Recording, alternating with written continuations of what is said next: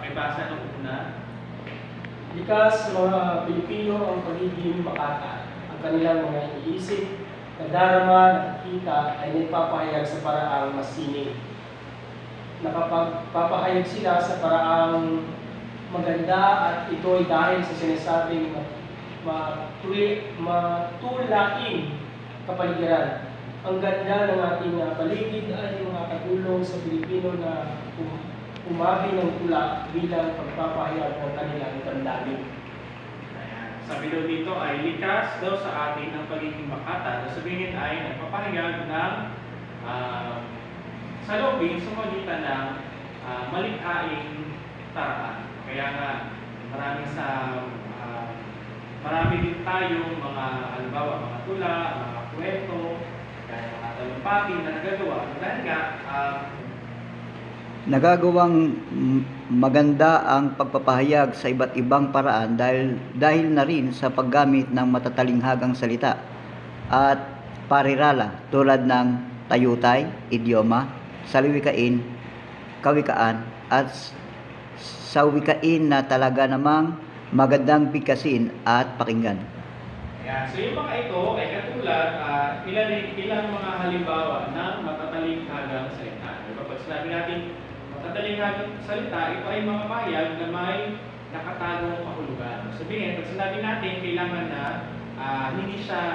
hindi literal ang kahulugan nito at dapat alamin na nakikinig o nagmabasa kung ano ang ibig sabihin. Kasi nga, hindi literal ang ibig sabihin. Maral, sa paglilibang o pagpapalipas ng oras ay gumagamit tayo ng mga karunungang bayang na panggit. Dahil dito, naging kaugalian ng mga Pilipino ang magandang pagbigkas at pagsasalita. Dahil nga, napakaraming mga lalawigan sa Pilipinas, na bawat lalawigan, merong mga kanya-kanyang mga kultura na ginagampanan, merong mga tradisyon na ginagawa. Kaya nga, naging kaugalian na ng mga Pilipino ang magandang pagbigkas at pagsasalita. Ayan, nalunahan sa ating mga Pilipino. Sa ngayon naman, titignan natin ano ba ang mga elemento na mabisang pagbigkas. Sabihin, para maging mabisa ang pagsasalita, ano daw dapat ang maging sangka o ano dapat yung makita sa ating pagbigkas para ito ay maging mabisa. Lakas ng pagbigkas. Ang lakas ng tinig ng buwibigkas ay naaayon sa kalagayan ng may kinalaman sa damdamin, nais ipadama ng buwibigkas. Kaya kapag tayo ay buwibigkas, hindi lang ito basta nagsasalita, kundi sa mga bahagi na mahalaga, doon natin nilalakasan yung ating boses para bigyan natin ng importansya na ito ay mahalaga. Kaya natin nilalakasan kasi ito ay mahalaga. Ano pa? Bilis ng pagbigkas. Ang bilis ng pagbigkas ay hindi nangangahulugan ng tunay na kahulugan ng salita. Tulad ng lakas sa pagbigkas. Ang bilis ng pagbigkas ay naaayon din sa damdamin nais ipabatid ng buwibigkas. Halimbawa, ang pangungusap ng isang may malubhang sakit ay hindi dapat bigkasin ng mabilis at malakas. Di tulad ng kanyang pangungusap na nagsasabi ng gamit na kailangan mabilis at malakas sa pagsasalita. So dito naman sa bilis ng pagbigkas, na inaayon natin yung pagbigkas sa emosyon na ating nararamdaman. Siyempre, sa mga mabibilis na pagbigkas, yun yung mga may matitinding emosyon, pagaya ng galit,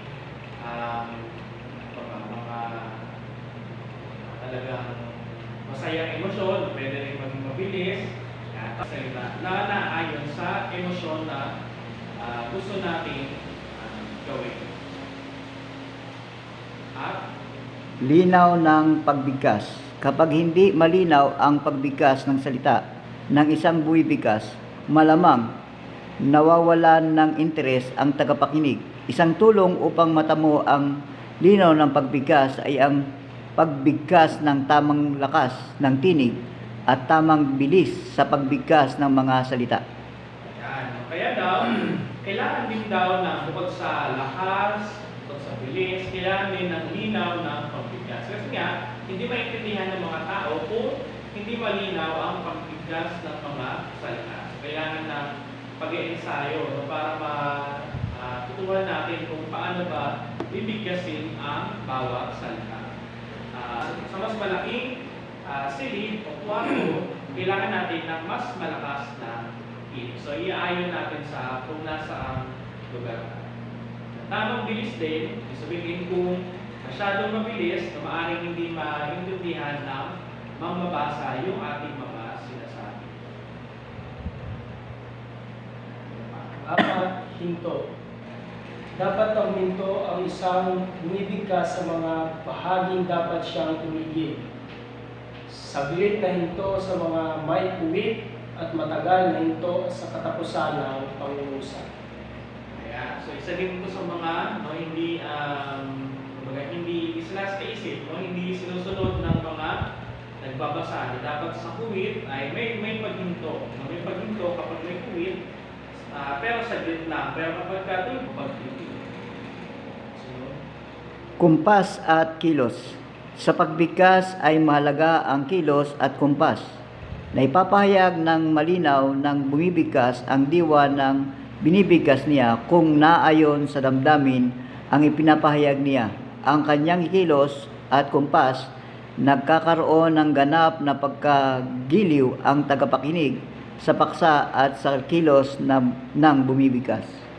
Yeah. So sa mga okasyon, lalo na kung halimbawa sa harap ng entablado, tapos wala namang pulpito, diba? Parang halimbawa stage lang siya, tapos walang ibang kasama doon. So kailangan, kapag tayo ay nakatayo doon, kailangan din ng kumpas at kilos para madagdagan natin ng emosyon o mabigyan natin ng diin yung ating mga sinasabi. So, Ang isang bumibigkas ay maaaring gumamit ng iba't ibang uri ng kumpas. Una, A. Nakabukas ang palad habang paharap sa tagapakinig. Ito'y kumpas na tumatawag ng pansin. B. Palad na itinataas habang nakalahad. Papahiwatig ng dakilang damdamin. C. Palad na nakabukas at marahang binababa. Ginagamit sa paglalahad ng mahabang uri ng kaisipan o damdamin. Ayan. So ito ay ilan sa mga halimbawa ng kumpas. Ayan. Halimbawa. Ayan. So yung K, halimbawa. Ayan. So kumpas. Ayan. So nakabukas ang palad habang paharap sa tagapakinig. So sabihin nito ay kumpas na tumatawag ng pansin. Pangalawa, palad na itataas. Yun naman ay pagano. Nagpapahiwatig ng dakilang damdamin. Tapos, palad na nakabukas at madahan-dahang ibinababa. Naglalakad ng mababang uri ng kaisipan o damdamin.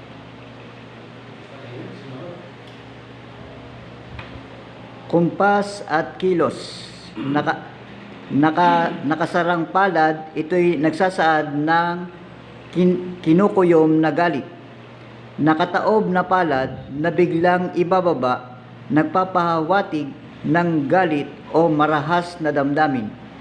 Bukas na palad na nakalantad sa madla, nagpapadama ng pag-aalala o pagsang-ayon. Nakabukas na mga palad at ang daliri ay magkalayo at unti-unting isinasara, magpapakilala ng pag-aalimpuyo ng damdamin. Ayan. So dito naman ay sa nakasarang palad, nagsasaad ng kinukuyom na galit. Sabihin, meron pa emosyon pero hindi mo muna inilalabas. Yan. Tapos, kung nakataob, tapos biglang ibababa, nagpapahiwatig ng galit o marahas na damdamin. So, halimbawa ay, so meron kang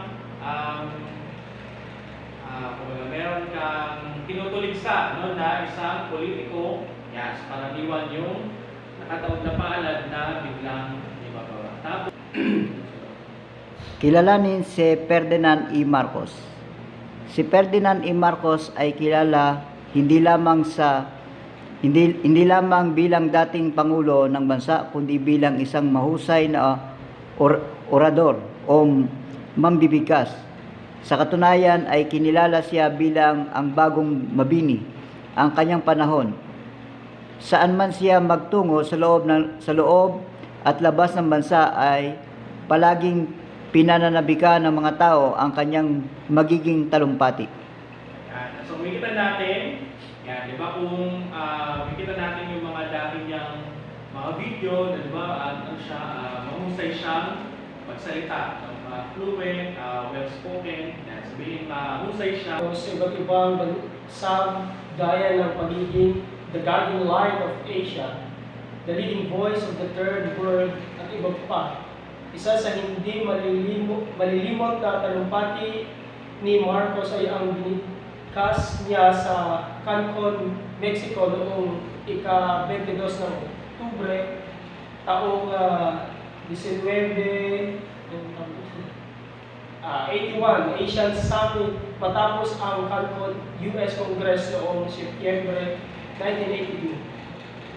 Kaya, so yun nga yung mga ibinansag, no, ng ibang bansa. Kahanga-hanga ang isang taong magaling bumigkas. Ang kagalingan sa larangang ito ay karaniwang naipakikita sa pamamagitan ng madamdaming pagbigkas ng tula at talumpati, matatag na pangangatuwiran sa balagtasan at debate, gayon din sa matalinong pakikipagtalo. Kaya nga, hinahangaan siya ng mga tao dahil sa kanyang galing, no, sa pagbigkas. Tapos, kaya nga, matatag na pangangatuwiran sa balagtasan at debate. Sabihin, perme yung kanyang mga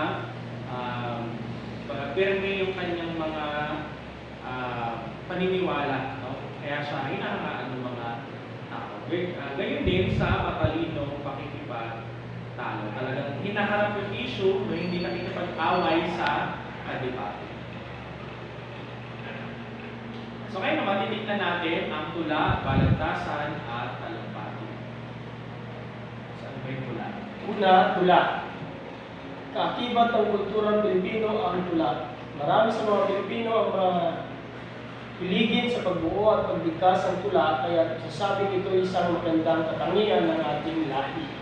Ayan, no? Marunong tayong magbigkas ng tula. No? Kaya, isa yun sa mga katangian ng kulturang Pilipino. So, titignan natin, halimbawa ng isang tula. Sa pamamagitan nito ay, masdan mo ang kapaligiran. Pakibasa ng mga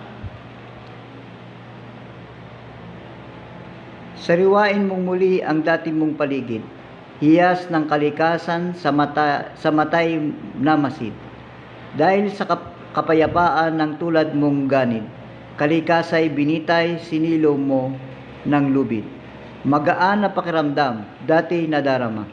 Sa bawat huni ng iboy, musika ang dala. Galaw ng halaman sa hangi napapahanga, kapayapa ay dulot, kataway sumisigla. So yung tula ay patungkol sa kapaligiran, sabihin sa kalikasan, no? Halimbawa, mga binanggit niya ay yung mga nasa paligid,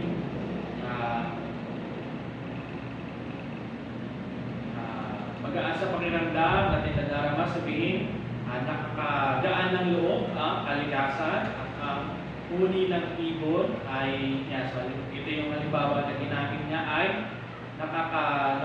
masarap sa tenga, ng musika ang dala, masarap sa tenga ang huli ng mga ibon at ang galaw ng halaman sa hangin, sabihin kapag mahangin at gumagalaw ay ang mga halaman ay nakagaan din ng kalooban. Kaya nga, kapayapaan ay dulot at ang katawan ay sumisigla. Sa isang linya ng tula, halimbawa, sariwain mong muli ang dati mong paligid. No? Yun ay isang taludtod. Yun ay isang taludtod.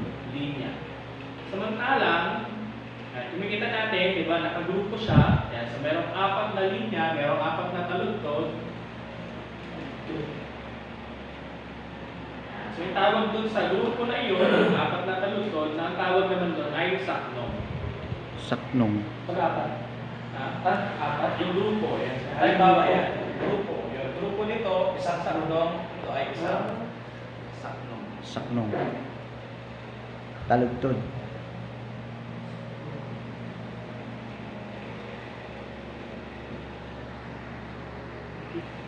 Halimbawa, meron din tinatawag na sukat. No? Pag sinabing sukat, yun naman ay tumutukoy sa kumbaga kung ilan ang tawag dito, ilan ang pandig, no, sa isang taludtod. No? Halimbawa, bibilangin natin yung una, halimbawa ay sariwain mo muli ang dati mong paligid. So, merong 14. Tapos pangalawa, iyas ng kalikasan sa matay na masid. So, hindi siya pansay. Sabihin ito ay malayang taludtudan. Ang tawag doon ay malayang taludtudan. Kung 14, halimbawa, bawat linya ay 14 yung pantig, meron siya sukat. Dahil sa sukat. Tugma. So, pag sinabing tugma, yun naman yung halimbawa sa dulo ng, kung magkakapareho ba yung dulo ng bawat taludtod. Halimbawa, meron bang tugma sa unang saknong? Meron. Paligid. Yan, meron, no? So, Namasid. lahat sila ay Ganid. nagtatapos sa D. Lubid. Yan. So, lahat sila ay nagtatapos sa D. So, meron itong tugma. Yan. Sa pangalawang saknong, meron ba? Meron din. Meron din. Nadarama, dala, Wala. napapanga, Sila sumisigla, ay nagtatapos sa nga, A. Lahat sila ay nagtatapos sa A. taludtod, saknong, Ng bawat dulo. tugma, Tugma, sukat. sukat. Taludtod, saknong, sukat, tugma. English? Masdan mo ang kapaligiran. Sa buhay di maiwasan ang pagbabagot. Kaunting lunas aliw ang kanyang idudulot. Mula sa kamusmusan, di ka tuturuang magdamot. Nagaharing pusong bato, saan mo napulot. Kinalbo mong gubat, lubos na pinaghirapan. Pinantay mong bundok, sinimot mong lahat ng yaman. Tubig niyang wagas, nilason mo ng tuluyan. Anong klase kang anak, inamoy winakasan. Yan. No? So, kung sa unang dalawang saknong ay medyo positibo yung kumbaga yung pagkakasulat. So, dito naman sa sumunod na dalawa ay medyo nagkakaroon ng damdamin. So, sabihin may pagdaramdam doon sa maaaring isang tao o sa isang lipunan kasi maaaring meron sila ginawa kaya nasira ang kalikasan. Kaya nga sa nakaramdam ng awa o ng pagka-konsensya doon sa kanyang ginawa. Kaya halimbawa dito yung pagkalbo ng ubat, pagpatay ng bundok, sabihin maaaring sobrang pagmimina, yan nawala ng tibay yung bundok, yan, kaya gumugupo. Tapos tubig na wagas ay nilason, naging kontaminado. Yan. Anong klase kang anak inamoy winakasan? Sabihin yung kalikasan ay parang pinatay niya yung kalikasan. Tuloy. Nagdurugong pusod, hanguin mo sa pagkaputol. Nagbabagang luha, kalinga ang siyang ipukol. Pipi man siya, mas nakaririmarim na ulul. Walang hanggang dilim, ang sa iyo'y baka ihatol. Ayan. No? So sabi dito ay, sabihin parang ito ay tumutukoy na gumawa ka ng paraan, no, bago parang siyempre pag nasira yung kalikasan, maaaring pagbayaran niya. No, maaaring, siyempre dahil wala ng puno, pag bumagyo ay mas madaling babaha. No? Kaya naman kung Dahil nga wala ng mga wala patungkol sa kalikasan o sa kapaligiran. Sunod naman, tingnan natin ang Talumpati. Hindi maiiwasan ang pagbibigay ng talumpati. Hindi man tayo handang magtalumpati sa ating pagdalo sa iba't ibang pagkakataon o kasiyahan ay maaari tayo mahilingang magtalumpati. May dalawang uri ang talumpati, ang pinaghandaan at ang di pinaghandaan. Ayan. Titingnan natin ano ba yung mga talumpating pinaghandaan at ano naman yung hindi pinaghandaan.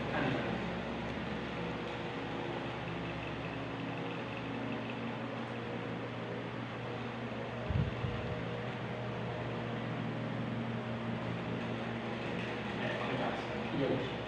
Sa mga magtitipong tulad ng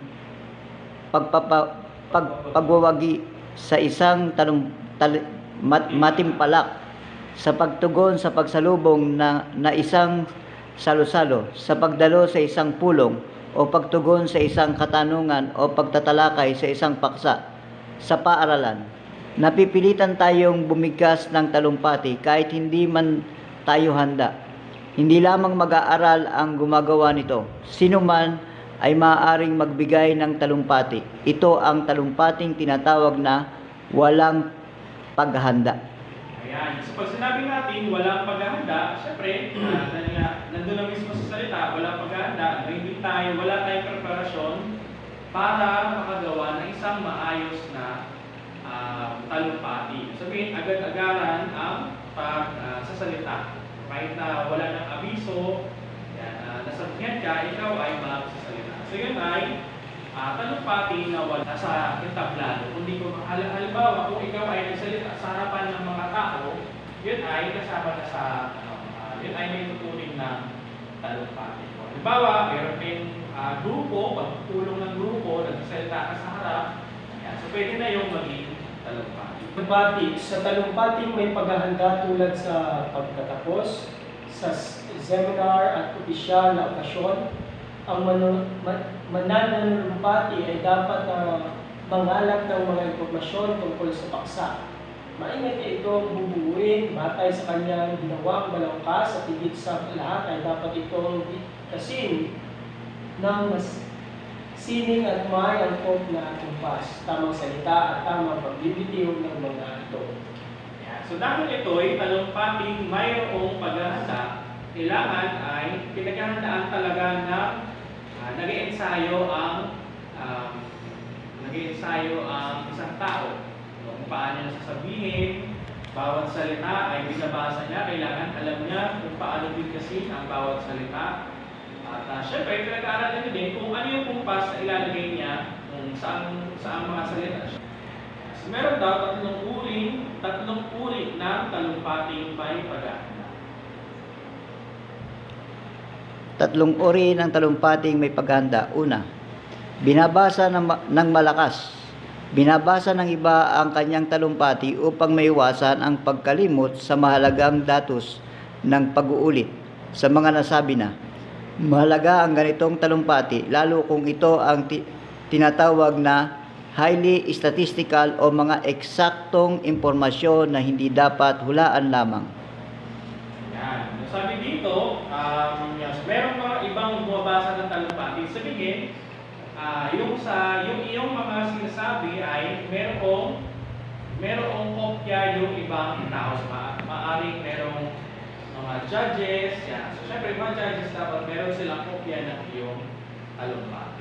Para makita nila yung mga datos, makita nila kung tama ba yung mga datos na yung nilalagay, tama ba yung mga impormasyon na inilagay mo. So, yun ay pagbasa ng malakas sa harap ng mga tao. Kasi nga, mahalaga daw kasi tinatawag daw ito na highly statistical. Sabihin, ito ay mga impormasyon na umaasa doon sa mga datos na tama. So, kailangan tama ang Talumpating sinaulo. Ito ay isang talumpating hindi binabasa. Isinasaulo ito kung hindi man eksakto kung ano ang nasusulat. Basta alam niya ang nilalaman nito na maaari niya itong bigkasin at kung may bahaging nakalimutan, maaari niya itong palitan. Ayan. So ito naman ay kinakabisa ng tao. Sabihin, pagharap niya sa entablado ay wala siyang kopya hawak, wala siyang papel na hawak. Pangatlo. Extemporaneous. Sa uring ito, ang talumpati ay hindi isinusulat ang buong talumpati. Balangkas lamang ang inihahanda, subalit dapat alam kung ano ang sasabihin sa bawat bahagi. Ito'y tinatawag ding maluwag sapagkat maaaring dagdagan ang inihanda ng talumpati. Hindi madali ang pagtatalumpati, lalo na't walang lakas ng loob na magtalumpati o kulangan sa tinatawag na exposure. Ayan. So kung halimbawa sa isang tao na hindi pa nagkaroon ng karanasan sa pagtatalumpati, eh siyempre mahirapan siya sa mga extemporaneous talumpati. No? Kasi ang pinagbabasihan lang dito ay yung balangkas. Sabihin meron siyang outline, yan, tapos yun lang yung kanyang titingnan, yan, tapos halimbawa yung unang punto, yan, tapos siya na bahalang magsalita patungkol doon, siya na ang bahalang maglagay ng mga salita na hindi niya na babasahin at hindi niya rin ay sa ulo. Kumpara doon sa binabasa ng malakas, meron siyang hawak na papel, babasahin niya na lang. Pero dito ay kumbaga, malakas lang o outline lang ang mayroon siya. Tapos bahala na siyang magsabi kung ano yung maalala niya, o ano yung hindi niya maalala, bahala na lang siyang magpalit. Kaya sa mga ganito ay kinakailangan yung tinatawag na exposure. Sabihin, kailangan ay mas dumalas na magkaroon ng ganitong karanasan ang Extemporaneous. Kaya't marami ang ninenervyos kapag sinasabing siya ay magtatalumpati. Kuminsan ang kakulangan sa kasanayan sa pagharap sa madla ay dala na rin ng kakulangan sa kasanayan sa pagsasalita sa publiko at kakulangan sa paghahanda sa paksa na wala siyang lubos na kaalaman. Ang pagtatalumpati ay hindi isang karapatan kundi isang pribilehiyo na may pananagutan. Kaya nga, yun, marami daw ang ninenervyos. Sabihin kung mga lalo na kung first timer ay talagang ninenervyos yan kapag sila ay magtatalumpati o magsasalita sa harap ng madla.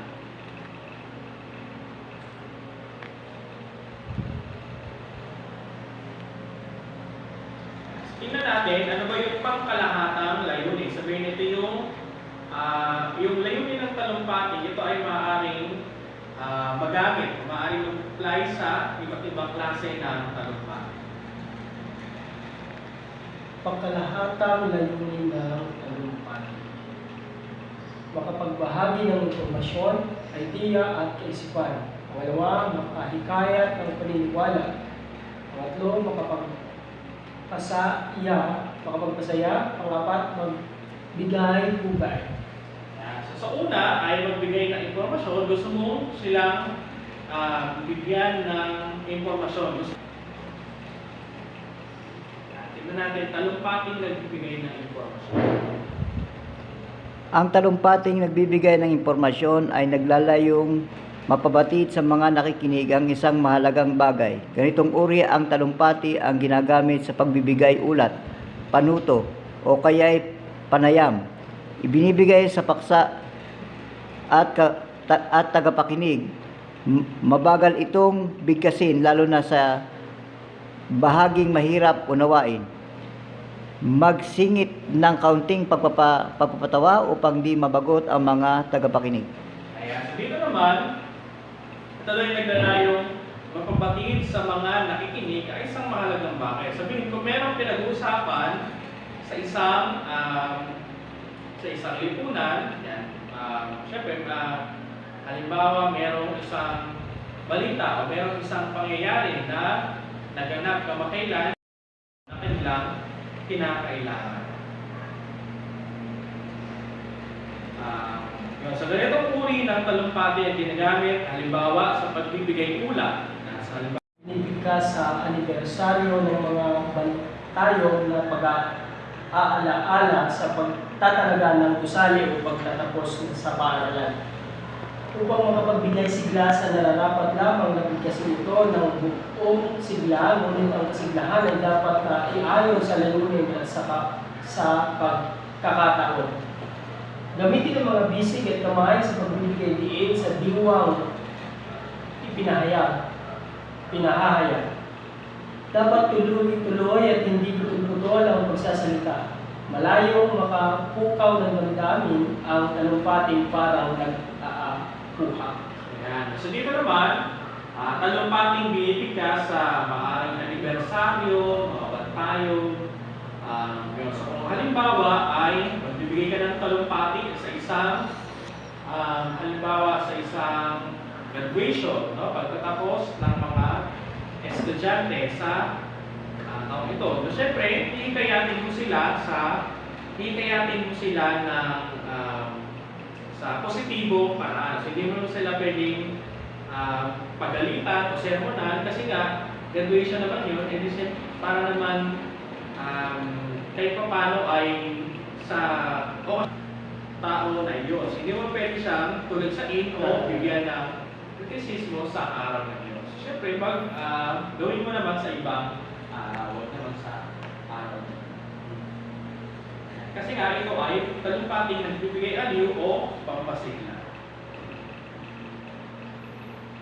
Sunod naman ay talumpating panghimo.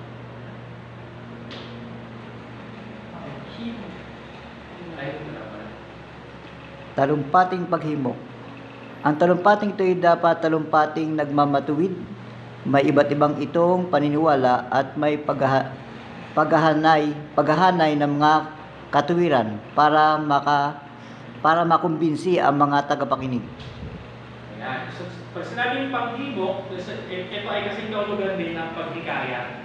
Sabihin, inaanyayahan mo sila na maniwala doon sa iyong ibinabahagi may pagkumbinsi. Sunod naman ay talumpating nagbibigay galang o panalugod. Ang talumpating ito ay sa mga bagong kaanib ng isang kapisanan o mga bagong dating na panabuhin. Ito ay isang talumpati ng pagtanggap sa isang tungkulin o isang alaalang handog. Ayan. So, halimbawa, merong bagong sali sa inyong grupo. Siyempre, bibigyan mo sila magbibigay ng talumpati para sa kanila. Para naman siyempre sila ay matuwa, mabigyan sila ng kasiyahan, no, sa kanilang pagsali sa inyong grupo. Welcome. Kaya naman, halimbawa sa mga mas malaking okasyon, kung merong isang, halimbawa si Mayor ay dumating sa inyong pagdiriwang, so bibigyan niyo siya ng paggalang, bibigyan niyo siya ng talumpati na nagbibigay galang. Dahil siya ay pumunta o bumisita sa inyong lugar. So ngayon, ano naman ang mga dapat tandaan na isang mananalumpati? Una, gawing katanggap-tanggap o Yung talumpati. Kailangan pag umakyat sa entablado at tumindi, kailangan ay may kumpiyansa.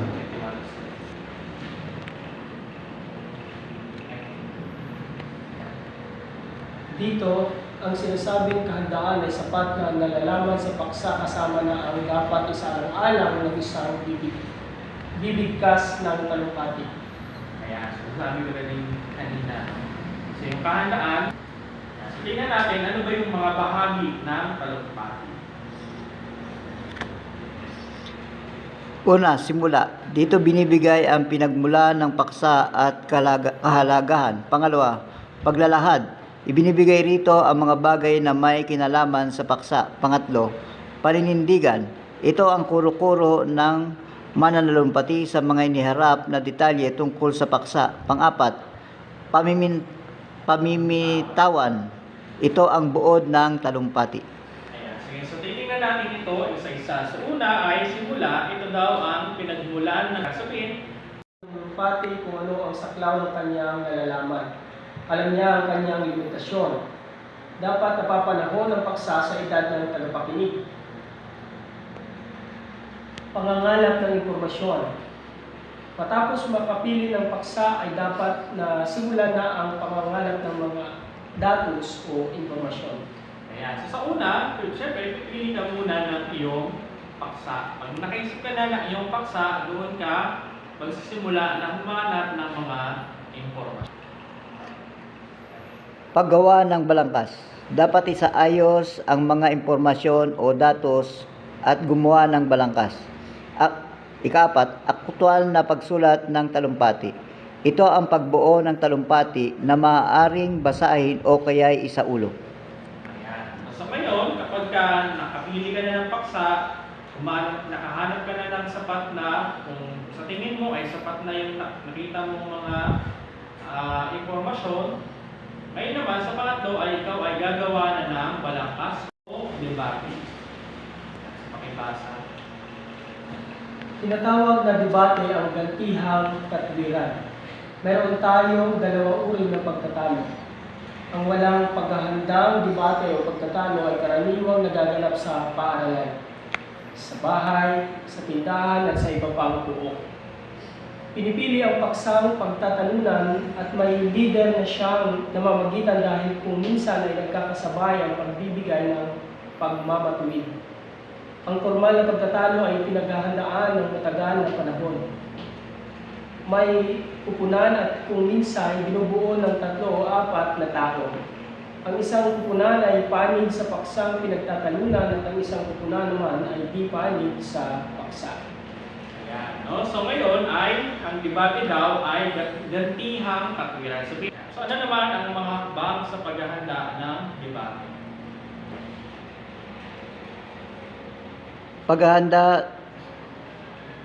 Mga hakbang sa paghahanda ng debate. Una, pangalap ng magdatos o impormasyon. Ito ay ang paghahanap ng mga katotohanan ilalahad sa pakikipagdebate. Bukod sa mga makabagong aklat, ay kumukuha rin ng mga datos batay sa karanasan sa pagmamasid sa mga dalubhasa sa paksang tatalakayin. Pagbuo ng mga datos pamamagitan ng balangkas. Ayan, so mga hakbang daw, kailangan daw ay kung ikaw ay kasama sa grupo, sa Ang lahat ng patunay sa bawat issue. Mayroon ding mga katanungan at paraan ng panunuligsa o debate. ayan. So, ito daw ay mayroong simula, katawan at wakas. Ang simula, ang binabanggit doon ay yung paksa at ano yung kahalagahan ng paksa na ito. Sa katawan, yun yung mga issue na dapat sagutin. Yan, mga issue na ibinahagi na yun dapat ay mabigyan ng solusyon. So meron ding mga katanungan. Yan, so halimbawa, nagbigay ako ako ay nasa pabor o sa sang-ayon, nagbigay ako ng aking mga impormasyon, pwede kayong magtanong o pwede niyong tuligsain yung aking mga sinabi. O pwede niyong hindi patotohanan, yung tinatawag natin na debate. So paraan ng pakikipag-debate. Paraan ng pagdidebate.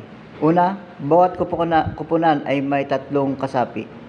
Pangalawa, ang isang talumpati ay may 8 hanggang 10 minuto.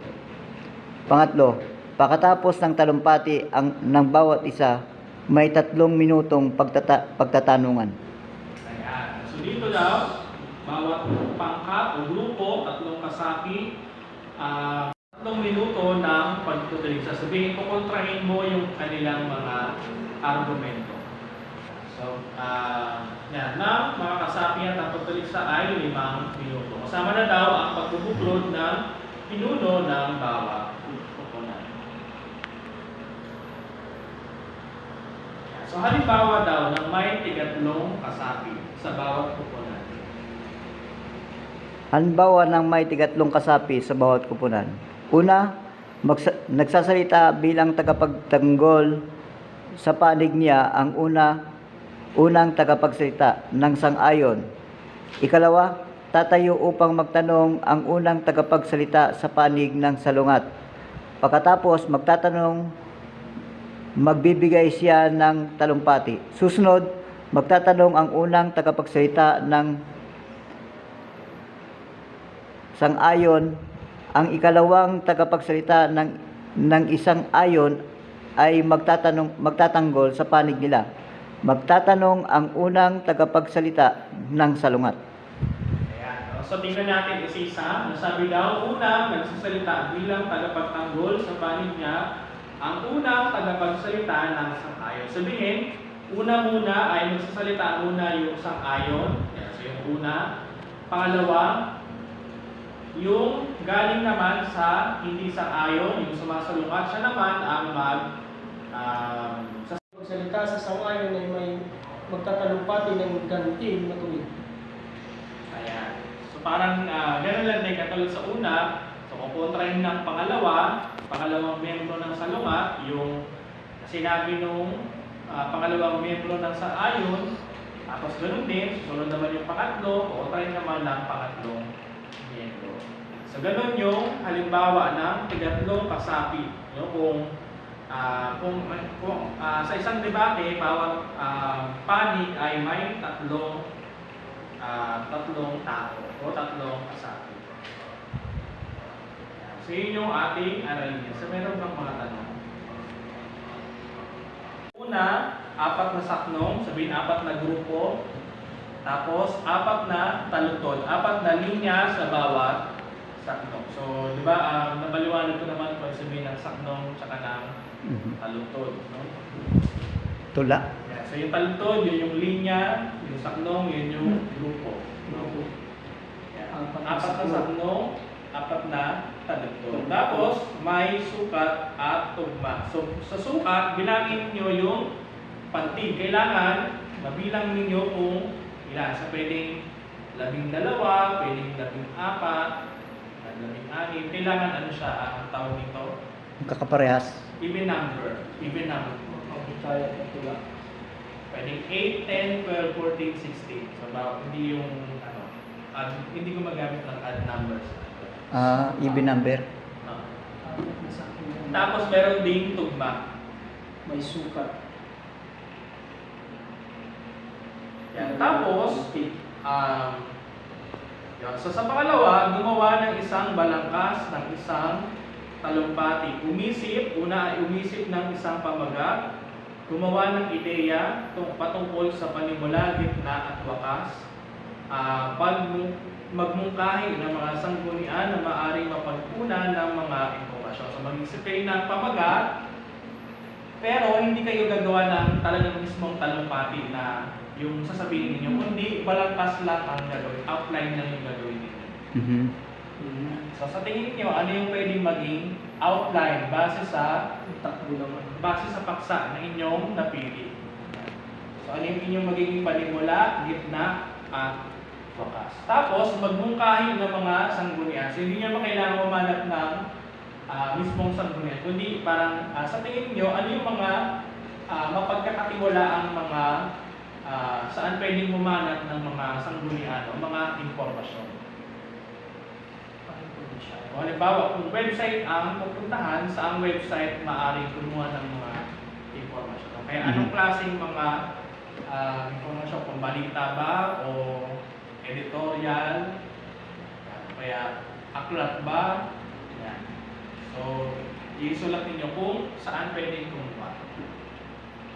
Tapos, basta na ano nyo, na record nyo sa baba. Tapos, sa pangatlo, gumawa ng ideya ng isang debate. So, una, umisip ng pangunahing paksa. So, mag-isip kayo ng paksa na pag-usapan. Ilista ang mga issue, ano yung mga issue na dapat mapag-usapan doon sa paksa na yun, na dapat sagutin ng mga kalahok. Yeah, so, maglilista kayo ng mga issue. Pagkatapos, isulat at ayusin ang pagkakasunod-sunod ng programa ng debate. So kung halimbawa na kayo ang mag-oorganisa ng isang debate, paano ninyo gagawin ito? So halimbawa, sino yung unang magsasalita, sino yung susunod, basta gano'n. So ilalagay ninyo kung sino yung magsasalita, sunod-sunod, hanggang sa matapos. So may tanong ba sa